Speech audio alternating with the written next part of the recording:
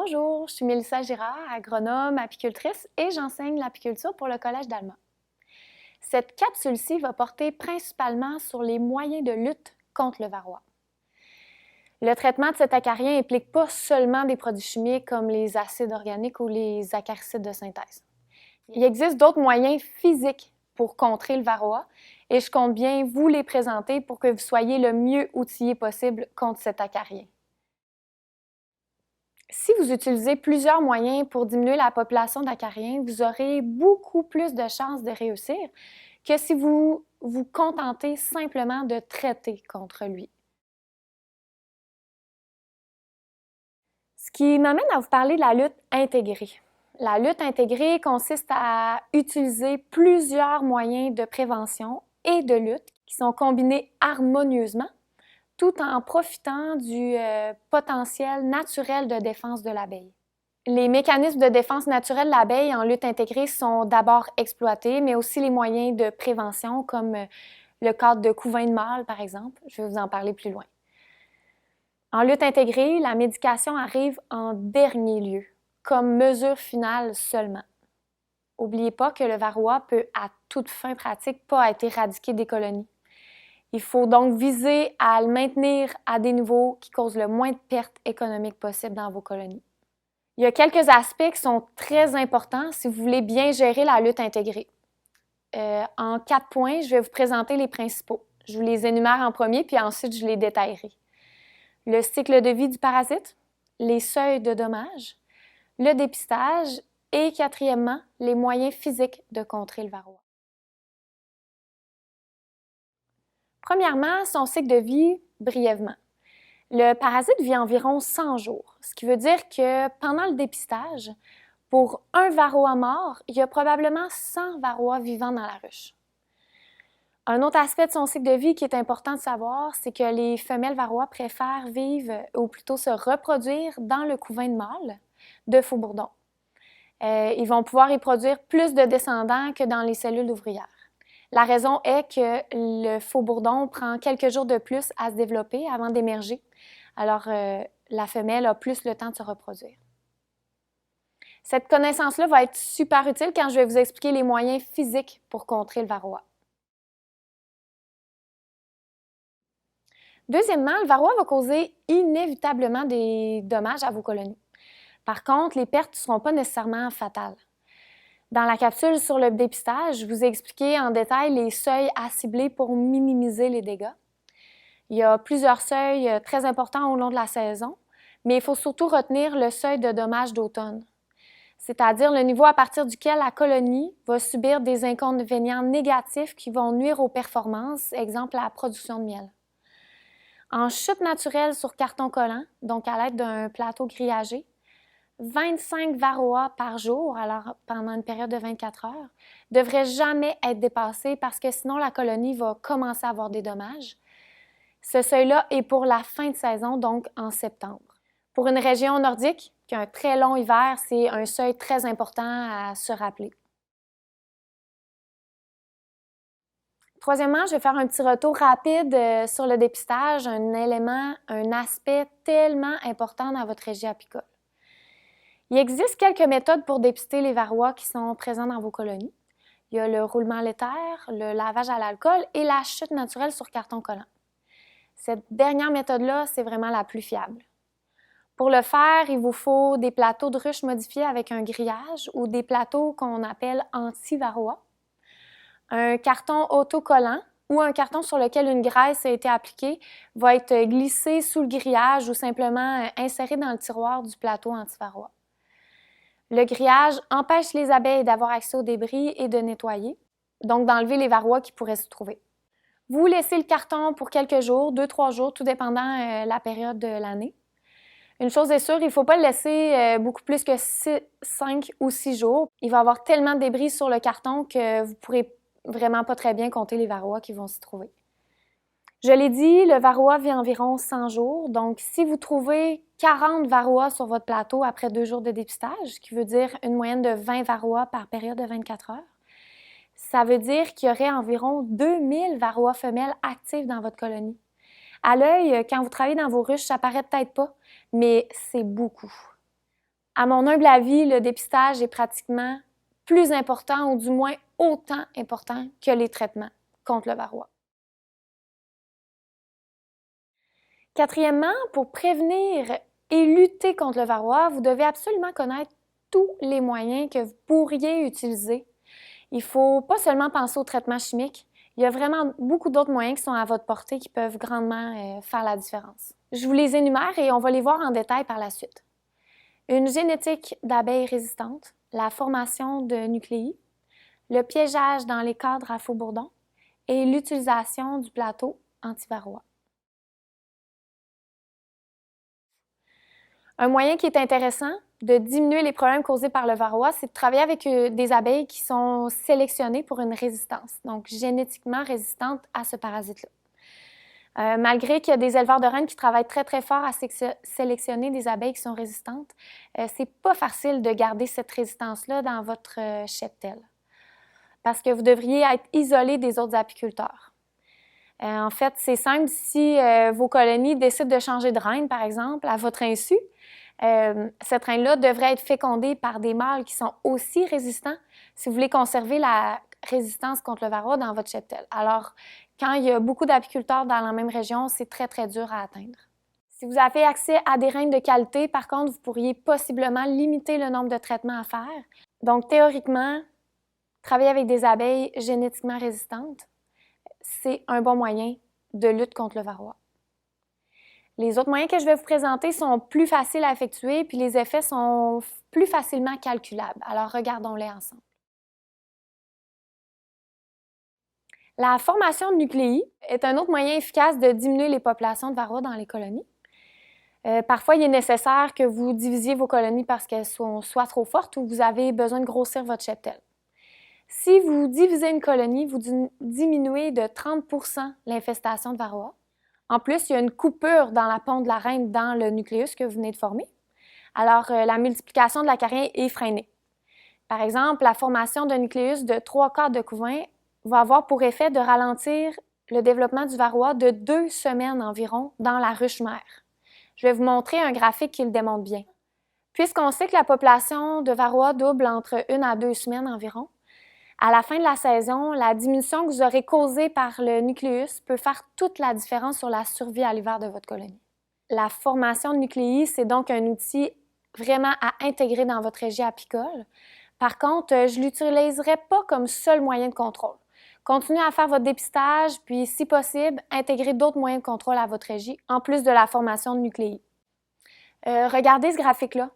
L'endroit où la courbe casse correspond à la date à laquelle un nucléus a été formé dans la colonie mère. La courbe représente le nombre de varroa tombés par jour en chute naturelle.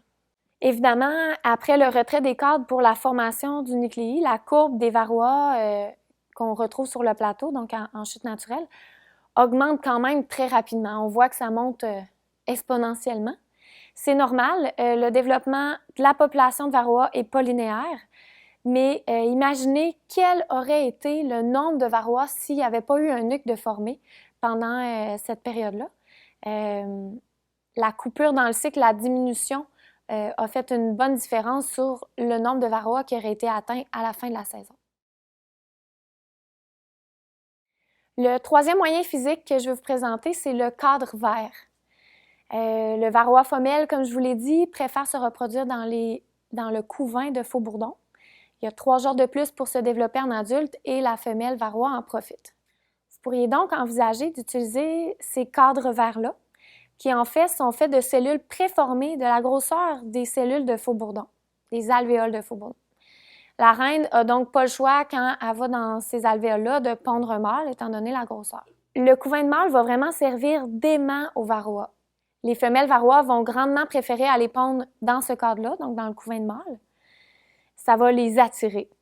Une fois que le cadre est presque tout operculé, vous le congelez 24 heures ou vous allez plus loin de la ruche et vous allez simplement gratter pour tout enlever le couvain qui est là et vous le remettez simplement dans la ruche. Les abeilles vont le nettoyer et le réutiliser. Vous voyez, c'est un moyen physique très simple de sortir le varroa de la colonie. Mais faites attention, n'oubliez surtout pas de le retirer avant que les abeilles naissent parce que là, vous allez avoir fait un élevage de varroa.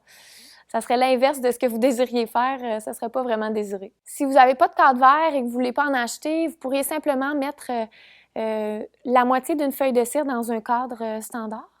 Puis les abeilles, normalement, ils devraient bâtir le reste du cadre en alvéole de faux bourdon. Alors, par la suite, vous procédez de la même façon qu'avec le cadre vert. Vous pouvez simplement arracher la cire ou le congeler. Le cadre vert devrait être mis au milieu ou presque là, de la hausse à couvain. Si vous le placez loin du couvain, il va plutôt servir à l'entreposage du miel. Là, la reine n'ira pas y pondre. Étant donné le cycle de développement du faux bourdon, vous allez vider, si on veut, le cadre à peu près à chaque mois. Alors, vous pouvez facilement faire le cycle 2 ou 3 fois pendant la saison. C'est vraiment un moyen physique qui permet une importante réduction des traitements de fin de saison si vous l'utilisez 2 ou 3 fois pendant l'été. Essayez d'insérer cette manipulation-là à votre routine, déjà à vos visites normales dans la ruche. Alors, ça ne sera pas beaucoup plus de travail pour vous de rajouter ça à votre régie. Finalement, le plateau anti-varroa. Le plateau grillagé dit anti-varroa, c'est un moyen physique très intéressant à utiliser dans vos ruches. Le maillage du grillage est de 8 mailles par pouce ou 3 mailles par centimètre. Les varrois vont tomber suite à l'épouillage des abeilles ou aussi suite au traitement que vous aurez fait, des traitements anti-varroa. Ceux qui sont encore vivants ne pourront pas remonter dans la ruche à cause du grillage. Puis, étant donné que ce plateau-là reste en place tout l'été, l'effet est donc permanent.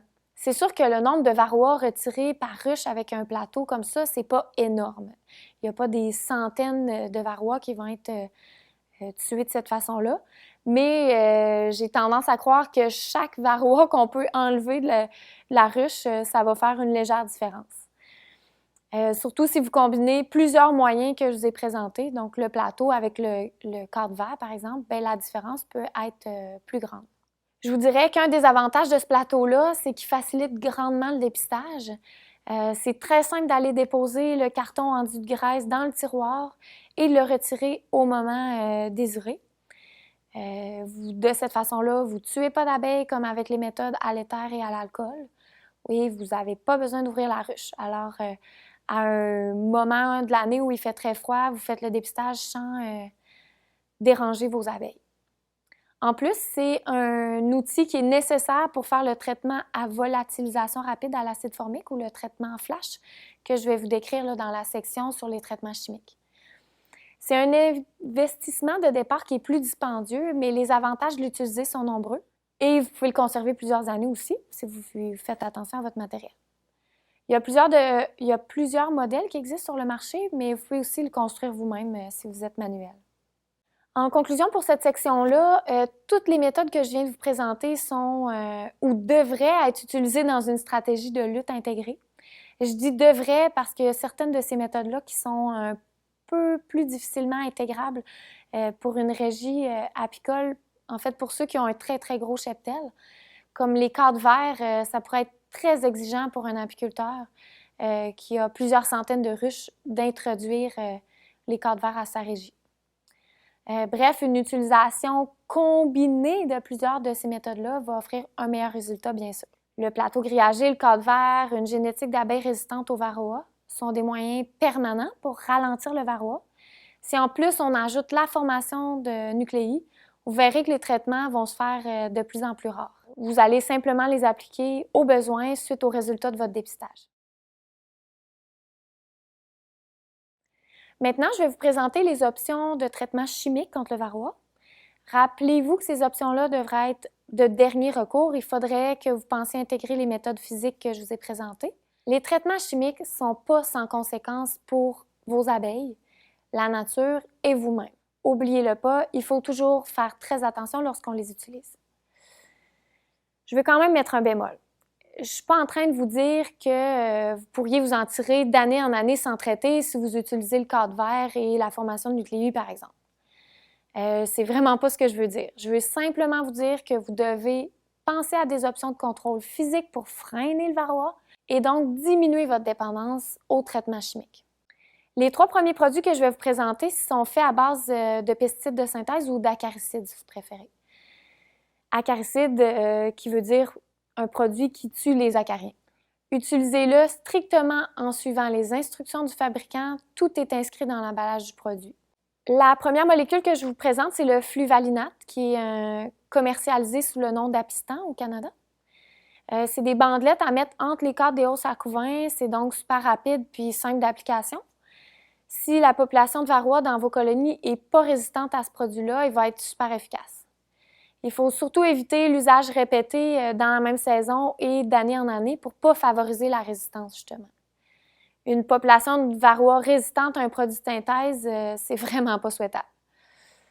Je ne donne pas plus de détails concernant la méthode d'application puis le temps de traitement parce que je tiens absolument à ce que vous lisiez les instructions du vendeur, du fabricant du produit, autant pour le fluvalinate que les deux autres molécules là, ou produits que je vais vous présenter dans quelques instants. Le Coumaphos, c'est une autre molécule de synthèse qui est homologuée pour la lutte contre le varroa. Son nom commercial est Checkmate au Canada. Comme le précédent, comme le fluvalinate, le Checkmate est sous forme de bandelette à mettre entre les cordes des hausses à couvain. C'est super rapide d'efficacité, c'est efficace en absence de résistance. Et encore une fois, il faut éviter les répétitions d'utilisation soit pendant la saison ou d'année en année. Justement, je vais vous parler des tests de dépistage de la résistance un petit peu plus loin dans la capsule. Un des problèmes avec le Coumaphos, c'est qu'il s'accumule dans la cire au fil des années.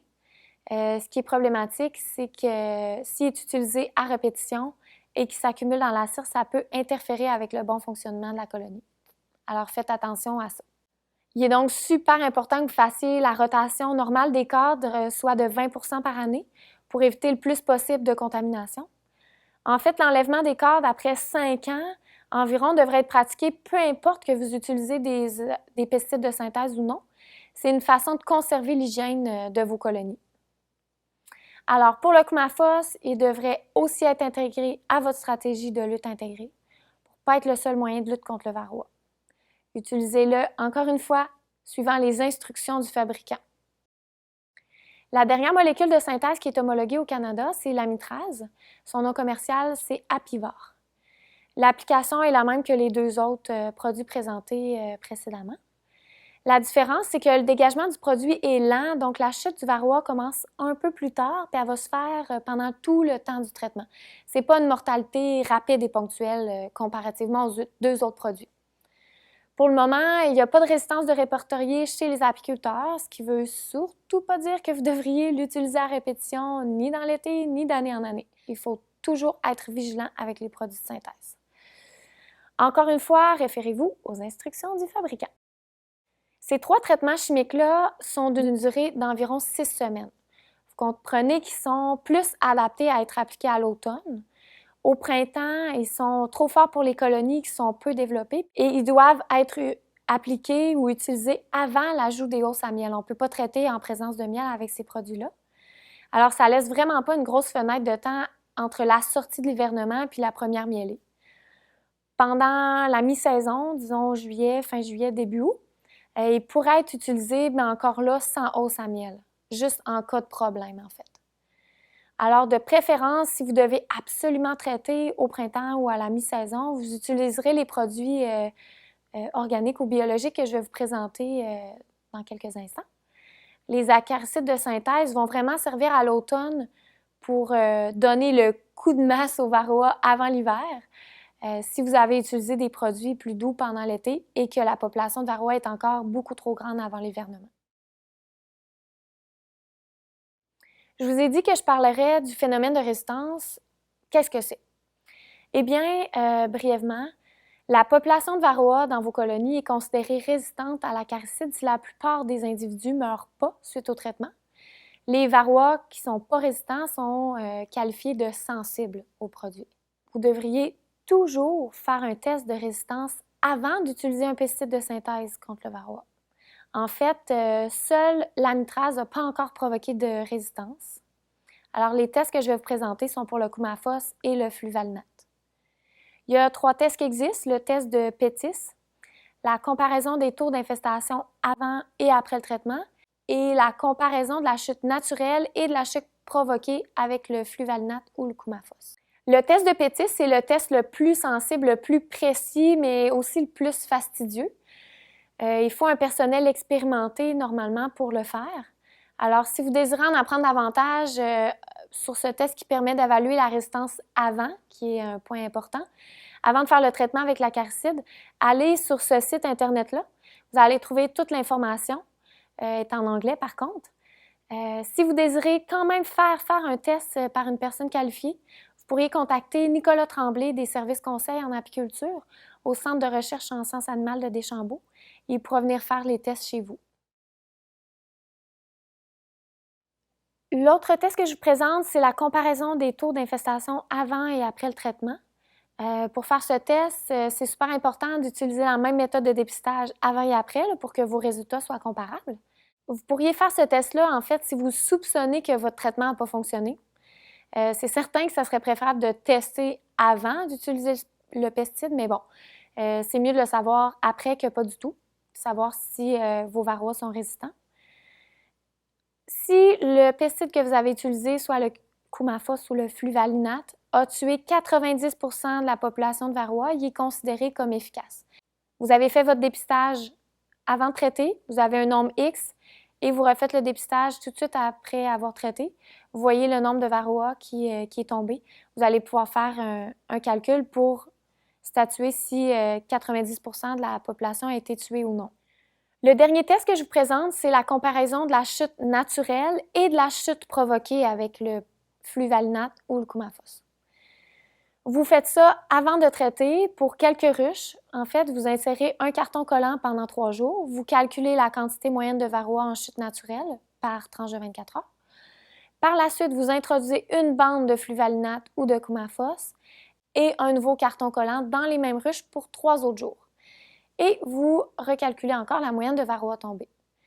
Vous pouvez maintenant comparer les deux moyennes.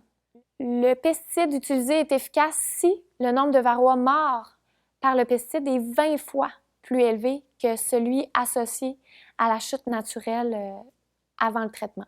Ce test-là va permettre de ne pas traiter toutes vos colonies avec un acaricide avant de savoir si votre population de varroa est résistante ou pas. Alors, c'est intéressant de le faire sur quelques ruches seulement avant. Le désavantage, c'est sûr que vous devez faire plusieurs déplacements aux ruches, mais je crois que c'est quand même très bon de savoir si votre population est résistante ou pas.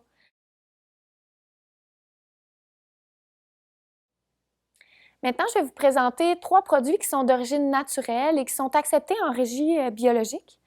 Je vais vous présenter le thymol, l'acide formique et l'acide oxalique. Premièrement, le thymol, c'est une huile essentielle qui est extraite du thym. Il est commercialisé sous le nom de Thymovar.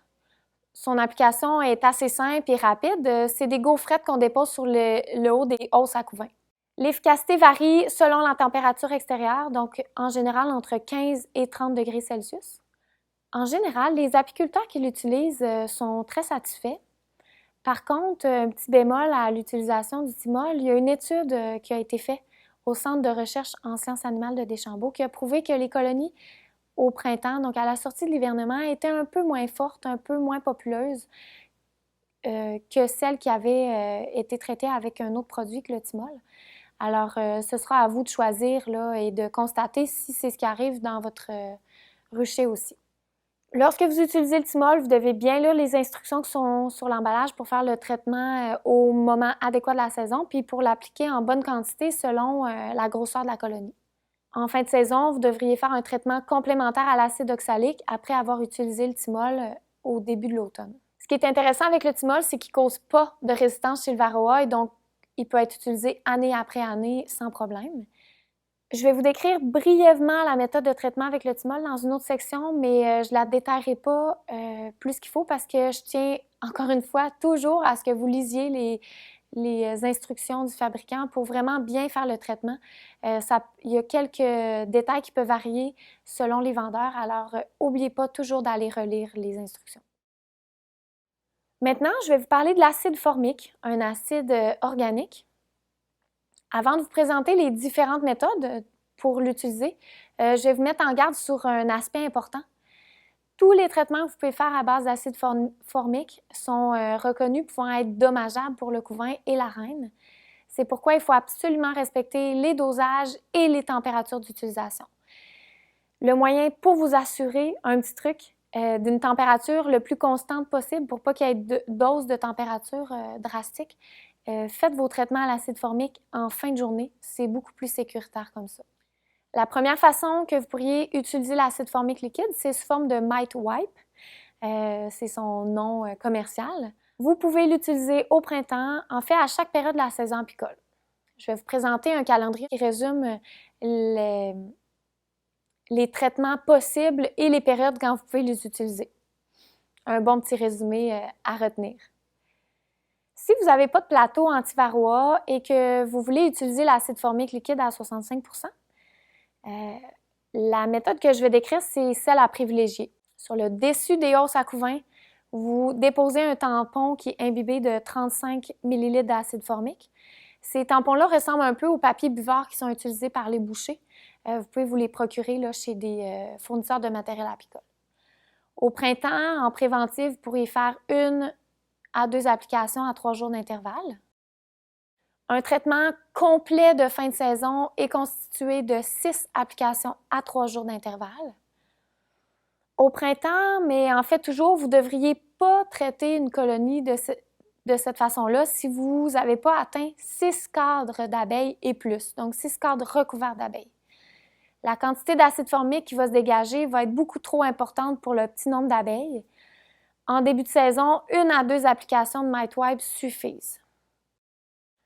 Un des désavantages de cette technique-là, c'est que c'est toujours la même quantité d'acide qui est utilisée, peu importe les conditions extérieures et le volume de la colonie, 1 ou 2 hausses à couvain, ce qui peut causer parfois des pertes de reines. Lorsque vous traitez avec des Mite Wipe, avec de l'acide formique, vous devez absolument retirer les hausses à miel ou traiter avant de les mettre en début de saison, au besoin. L'efficacité de ce traitement-là va varier selon la température extérieure aussi. Ce serait entre 15 et 20 degrés Celsius que l'efficacité serait la meilleure. Un des avantages de l'acide formique, peu importe la forme, c'est qu'il traite aussi l'acariose. L'inhalation des vapeurs d'acide par les abeilles va tuer les acariens de la trachée s'ils sont parasités. Si vous utilisez de l'acide formique dans votre régie apicole, bien, vous avez en général pas à vous inquiéter de l'acariose. C'est une maladie que vous pouvez oublier en fait. Comme avec tous les produits, soyez prudents. L'acide formique est toxique pour l'humain. Portez donc des gants, des lunettes et un masque lorsque vous faites des applications pour ne pas vous blesser. L'acide formique, on la trouve aussi à une concentration de 46,7 %. Le nom commercial de ce produit-là, c'est MAQS, Mite Away Quick Strip. C'est des languettes à usage unique qui peuvent être utilisées pendant la mielée sans enlever les hausses à miel, ce qui peut justement être l'avantage de ce produit-là. Contrairement aux autres façons d'utiliser l'acide formique, cette façon-là est très dispendieuse par rapport à son efficacité qui est malheureusement pas excellente. Avec l'acide formique, tout est question de concentration. Si vous utilisez les languettes de MAQS et que vous laissez les hausses à miel, parce que vous avez le droit avec ce produit-là, la concentration ne va pas être suffisante dans la ruche parce que les vapeurs vont aller dans un plus grand volume que si vous aviez enlevé les hausses à miel. C'est peut-être ce qui peut expliquer son manque d'efficacité lorsque les hausses à miel sont encore en place. Pour en revenir au coût, ça revient environ en 2015 à 6 $ pour 2 languettes de MAQS. Le traitement flash que je vais vous expliquer sous peu revient à plutôt 50 sous de l'application. C'est une différence vraiment importante. Je pense qu'il est peut-être préférable ou recommandable d'enlever les hausses à miel si vous désirez traiter pendant la mielée et utiliser l'acide formique en Mite Wipe ou en flash que les MAQS pour avoir une plus grande efficacité. La dernière façon d'utiliser l'acide formique à 65 %, c'est une méthode qu'on appelle la méthode flash ou volatilisation rapide. C'est sans contredit la méthode la plus efficace d'utiliser l'acide formique, la plus précise. La volatilisation se fait à l'intérieur de 6 heures suivant l'application. La durée du traitement est très courte, comme vous pouvez le constater, donc vous pouvez l'utiliser même lorsque votre fenêtre d'intervention est vraiment étroite. Lors de la volatilisation de l'acide, la concentration peut atteindre 400 ppm, ce qui est très, très, très élevé. Ça peut même permettre de tuer le varroa qui est dans les alvéoles, sous les opercules à cette concentration-là. La population de varroa peut diminuer de 95 % après seulement 4 applications, ce qui est aussi très pratique avec la méthode flash, c'est que vous n'avez pas à ouvrir la ruche pour le traiter. Le traitement se fait sur le plateau. L'application est très rapide avec cette méthode-là. Vous avez juste à appliquer la bonne quantité d'acide formique sur un papier essuie-tout que vous déposez sur le plateau. Vous refermez le tout et voilà, c'est aussi simple. Je vais prendre le temps d'expliquer quand même ou d'énumérer les avantages d'utiliser cette méthode-là de traitement à l'acide formique. C'est peu nocif pour les abeilles parce qu'ils sont exposés à une période de temps très courte aux vapeurs de l'acide. Les colonies sont donc beaucoup moins perturbées.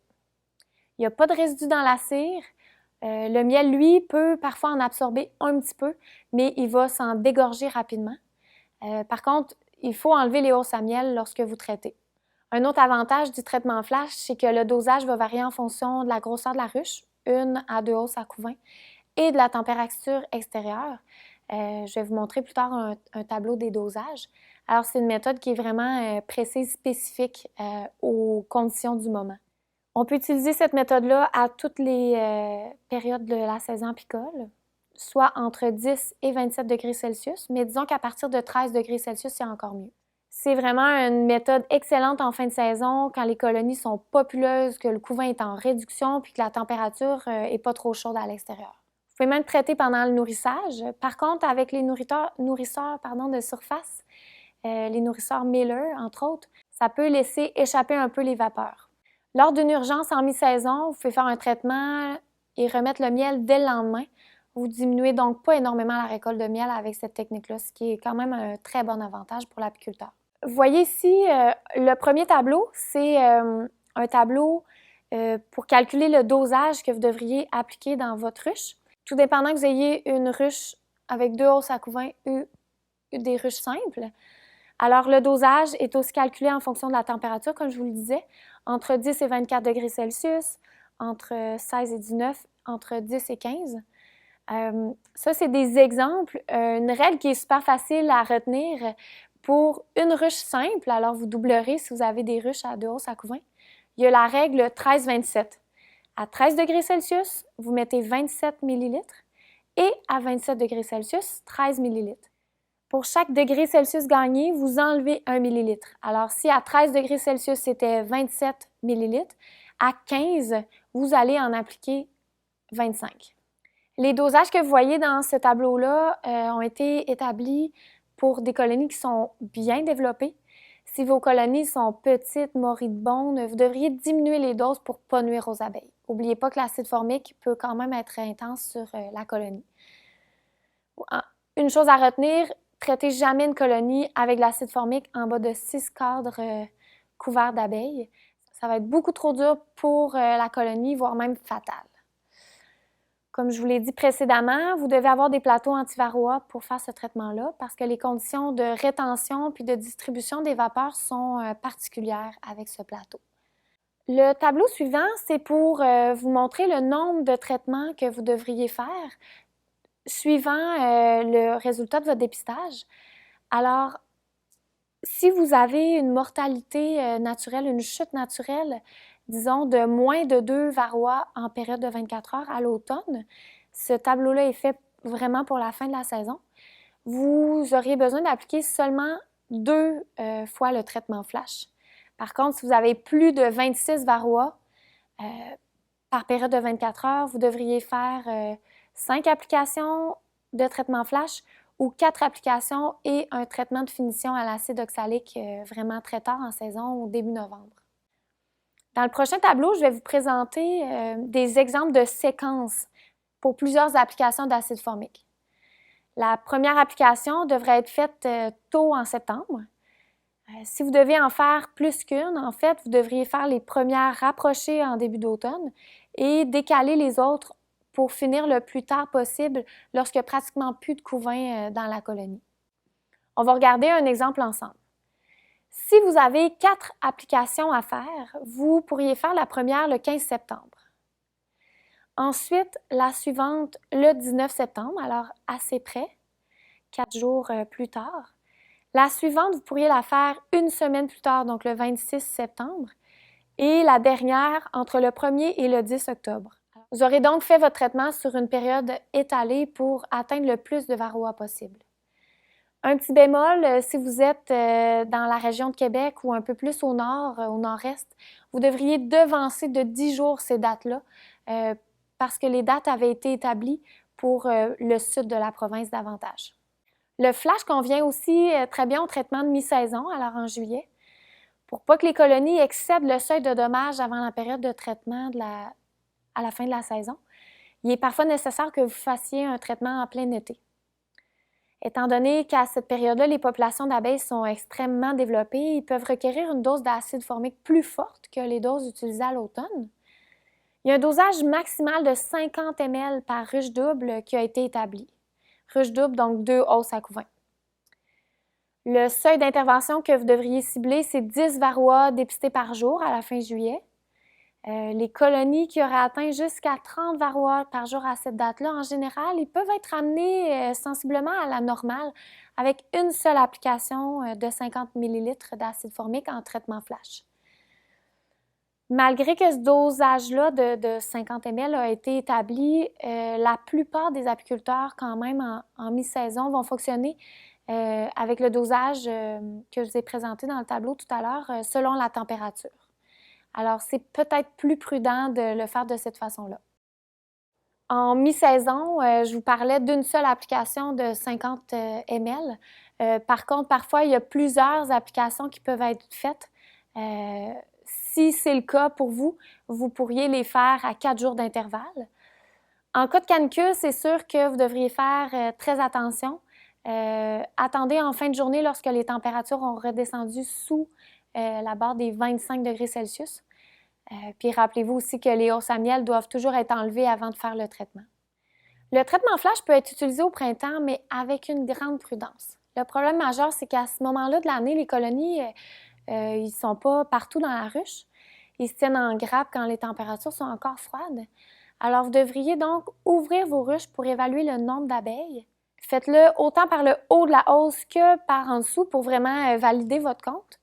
Et vous devriez appliquer entre 1,5 à 2 ml d'acide formique par cadre couvert d'abeilles.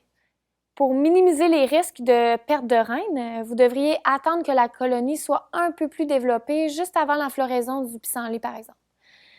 Bien sûr, ce que je vous conseille, c'est de mettre toute votre énergie sur les traitements à l'automne, sur toute votre stratégie de traitement, au lieu de faire des traitements intensifs au printemps. C'est beaucoup plus efficace et moins dangereux pour vos abeilles. Je vous ai expliqué quand utiliser la méthode flash, mais en fait, je ne vous ai pas réellement expliqué comment le faire en détail. C'est très simple. Vous allez voir, vous ouvrez le tiroir du plateau, vous déposez un papier essuie-tout dessus, un morceau pour une ruche simple et 2 morceaux l'un sur l'autre pour une ruche double à 2 chambres à couvain. À l'aide d'une seringue, si vous avez juste quelques colonies à traiter, ou avec un pistolet doseur si vous en avez plusieurs. Vous versez la dose d'acide formique que vous aurez calculée selon le volume de votre ruche et la température extérieure à venir dans les 6 heures suivant le traitement. Vous fermez le tiroir du plateau, puis voilà. Si vous avez d'autres applications à faire, vous devez simplement changer l'essuie-tout avant l'application suivante. C'est tout simple. Un petit aspect qui est important de savoir, c'est que si vous décidez de traiter seulement un pourcentage de vos ruches, donc pas l'ensemble des colonies, vous ne devriez pas le faire pendant la période de vol, pendant la journée, parce que ça peut créer une importante dérive des ruches traitées vers les ruches non traitées. Le dernier produit que je vais vous présenter, c'est l'acide oxalique dihydrate. Il est parfois appelé sel de citron. Ce produit est considéré comme un traitement complémentaire aux autres traitements faits plus tôt à l'automne. Vous devriez à peu près jamais utiliser l'acide oxalique comme seul traitement, à moins que vous ayez trouvé aucun, mais je dis bien aucun varroa lors de votre dépistage de fin de saison. Je dis jamais comme seul traitement, mais en fait, oui, il pourrait être le seul produit que vous utilisez dans vos colonies si elles avaient moins de 6 cadres d'abeilles.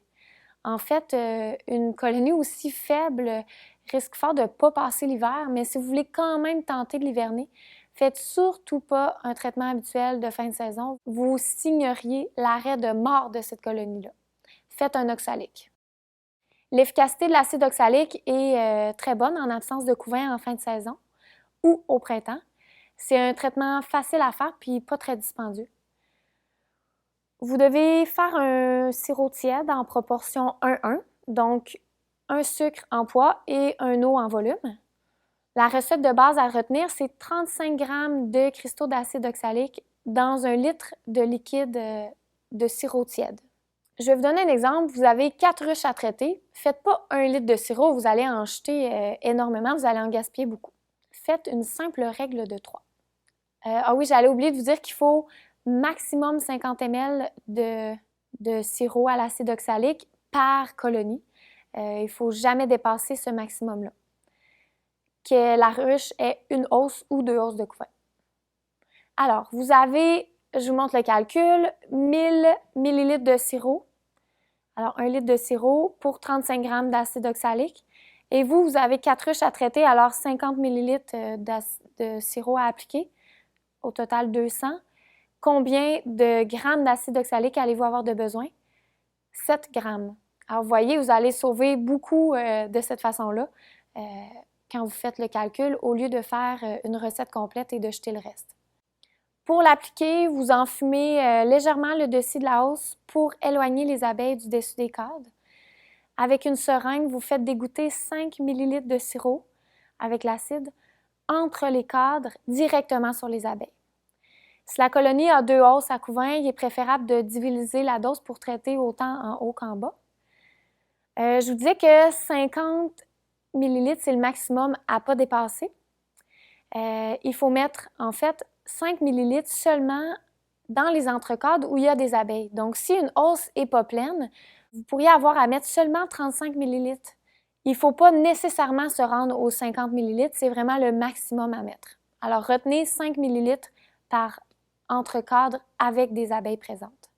Ensuite, vous pouvez fermer la ruche puis l'emballer pour l'hiver ou la rentrer au caveau. Ce traitement-là se fait vraiment très tard en saison, juste avant l'hivernement.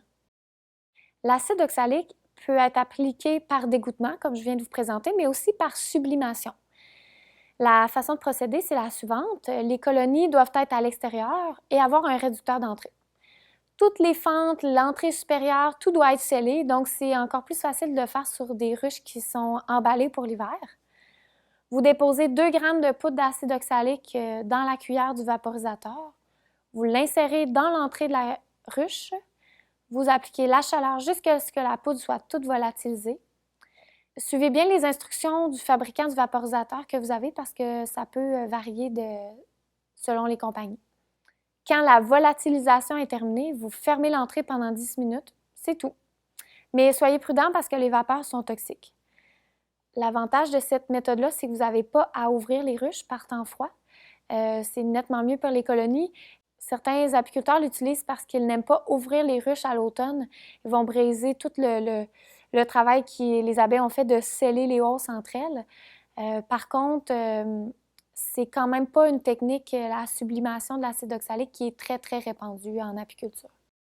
Maintenant que vous connaissez les méthodes pour ralentir le varroa, donc les méthodes physiques et les méthodes chimiques, je vais vous présenter un récapitulatif de tout ce que vous pourriez utiliser à chaque période de la saison apicole. Alors au printemps, 2 semaines avant la floraison du pissenlit, vous devriez faire votre dépistage pour connaître la population dans vos colonies. Pourquoi 2 semaines avant le pissenlit? C'est que ça vous permet en fait de planifier les traitements, si vous avez besoin d'en appliquer, avant de mettre les hausses à miel. Les seuils qui sont à cibler, en fait, si vous faites la chute naturelle sur carton collant pendant 2 jours, au printemps, si vous avez plus de 1 varroa par période de 24 heures, vous devriez envisager un traitement. Si vous faites le lavage à l'alcool comme méthode de dépistage, plus de 1 varroa, traitement, ainsi que pour le roulement laitaire, si vous avez plus de varroa dépisté, vous devriez traiter. Bon, votre dépistage est fait, vous devez traiter. Quelles sont vos options? Vous pourriez traiter à l'acide formique ou au thymol. Un traitement flash de 1,5 à 2 ml d'acide formique par cadre couvert d'abeilles. 1 à 2 applications d'acide formique par mite wipe à 3 jours d'intervalle, mais seulement si les colonies ont plus de 6 cadres d'abeilles. Ou un traitement au thymol. Si l'infestation est très, très sévère, vous pourriez envisager les pesticides de synthèse. Après le traitement printanier, vous pourriez peut-être dépister de nouveau pour vérifier l'efficacité de votre traitement. Si le taux de varroa est encore trop élevé, je vous suggère fortement d'envisager des mesures complémentaires. Vous pourriez effectuer un nouveau traitement si vous avez le temps, mais les 2 moyens physiques comme la formation de nucléi et le cadre vert pourraient être vos alliés pour le restant de la saison. Alors, n'oubliez-les pas. Maintenant, la mi-saison, alors fin juillet, début août, c'est une période super importante pour le futur de vos colonies.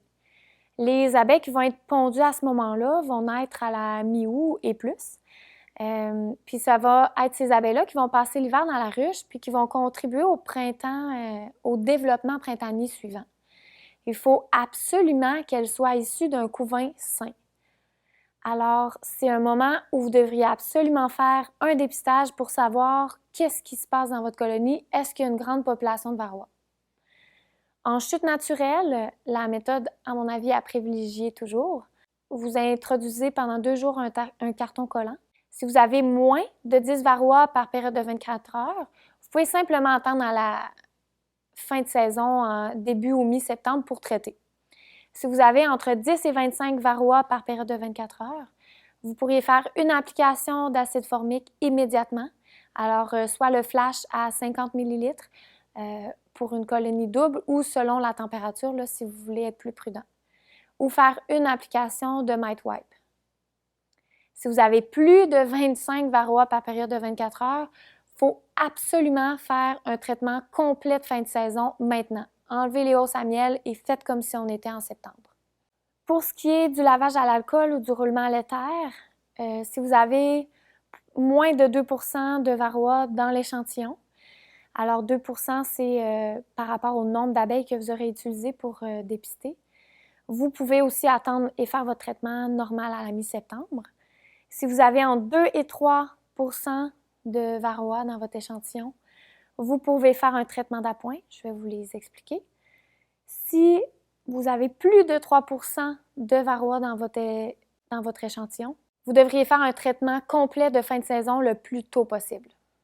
Les traitements d'appoint sont les suivants. Alors, quand vous enlevez les hausses à miel, vous pouvez faire un traitement flash, 3 traitements de Mite Wipe et un traitement avec les MAQS, Mite Away Quick Strip, avec l'acide formique à 46,7 %.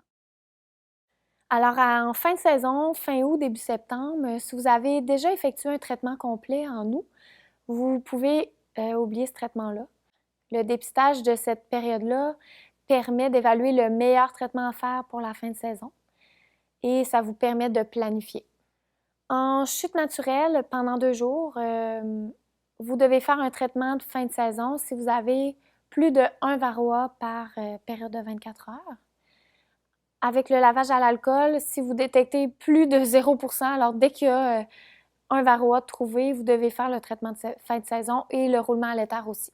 En fait, c'est très, très rare que vous pourriez ne pas traiter vos colonies à cette période-là. La mi-septembre, c'est vraiment la date la plus tardive pour débuter le traitement de fin de saison. Si vous n'avez pas dépisté du tout pendant la saison apicole, attendez pas aussi tard. Certaines années, il est déjà trop tard.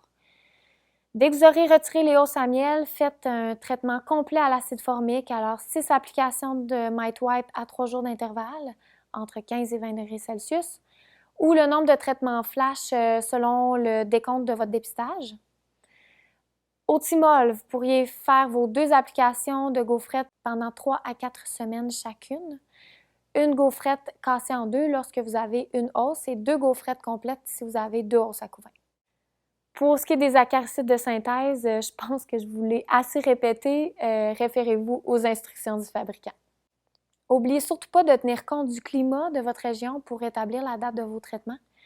Et mieux vaut tôt que trop tard lorsqu'on parle de traitement contre le varroa.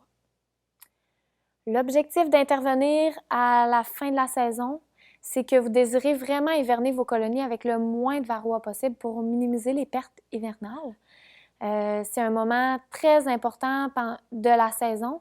En fait, l'automne, à mon avis, c'est le moment le plus important pour la gestion des parasites.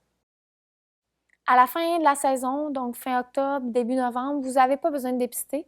Vous faites votre traitement à l'acide oxalique juste avant de préparer vos colonies à l'hiver. C'est le dernier traitement que vous aurez à faire, mais il est très important parce que Il n'y a plus de couvain dans la ruche, le varroa est sur le dos des abeilles, il est plus facile à atteindre de cette façon-là.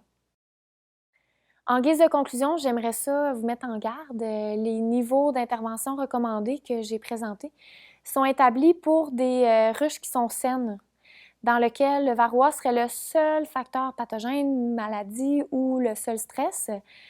S'il y a d'autres facteurs, les niveaux d'intervention devraient être revus à la baisse. Malheureusement, le varroa est omniprésent dans nos colonies. Il faut vraiment apprendre à vivre avec et à bien lutter contre. Faites donc pas l'autruche, il y en a du varroa dans vos colonies. Dépistez-le souvent pendant la saison, vous serez au courant du taux d'infestation, vous pourrez donc agir au bon moment et avec les bons moyens. Un autre conseil, faites-vous un calendrier apicole dans lequel vous pourriez inscrire toutes les étapes importantes comme le dépistage par exemple, les dates importantes pendant la saison. Mettez-le bien en vue dans votre miellerie ou près de votre matériel apicole. Vous n'oublierez pas les moments cruciaux de la saison si vous l'avez toujours sous le nez. Alors, bonne lutte, mais surtout, ayez du plaisir dans vos ruches. Plein de beaux défis vous attendent en apiculture. Merci et au revoir.